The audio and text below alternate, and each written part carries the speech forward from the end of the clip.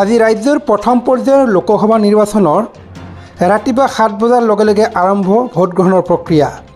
শোণিতপুৰ লোকসভা সমষ্টিৰ বিজেপিৰ প্ৰাৰ্থী ৰঞ্জিত দত্তই ভোট প্ৰদানৰ বাবে উপস্থিত হৈ ভোটকেন্দ্ৰত পৰিয়ালসহ উপস্থিত হোৱা ভোটকেন্দ্ৰত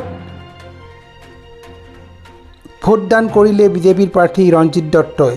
ভোটদান কৰাৰ পাছতেই সাংবাদিকৰ সৈতে হোৱা সাক্ষাৎকাৰত সকলোকে ভোটদান কৰিবৰ বাবে আহ্বান জনায় বিজেপিৰ প্ৰাৰ্থীগৰাকীয়ে।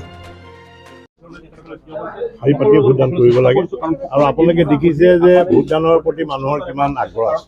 ৰাতিপুৱা 7টা বজাত 6টা বজাতে ইয়াত লাইন লাগিছে, শাৰী পাতিছে।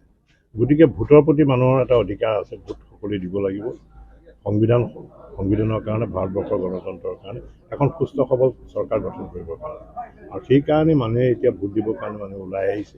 আৰু চৰকাৰখনৰ যিখিনি উন্নয়নমূলক কাম কাজ, আমাৰ কেন্দ্ৰীয় চৰকাৰ হওক, অসম চৰকাৰ হওক, ভাৰতৰ প্ৰধানমন্ত্ৰী নৰেন্দ্ৰ মোদী ডাঙৰীয়াৰ প্ৰতি আস্থা বিশ্বাস, মাননীয় মুখ্যমন্ত্ৰী ডক্টৰ হিমন্তৰ প্ৰতি বিশ্ব সভাৰ প্ৰতি আস্থা বিশ্বাস আছে, আৰু সেইকাৰণে ৰাইজে এইবাৰ আমাক ধন্যবাদ জনাইছোঁ। গতিকে সকলোকে মই মতদান কৰিবৰ কাৰণে আহ্বান কৰিলোঁ।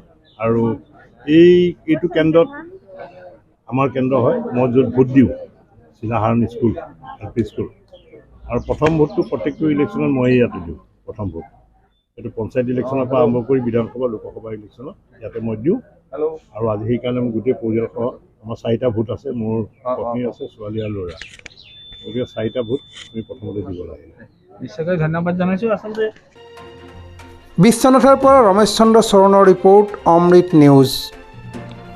অমৃত প্ৰবাহ অসমীয়া সাপ্তাহিক কাকতৰ ডিজিটেল সংস্কৰণ অমৃত নিউজ, সত্যৰ সন্ধানত অমৃত নিউজ।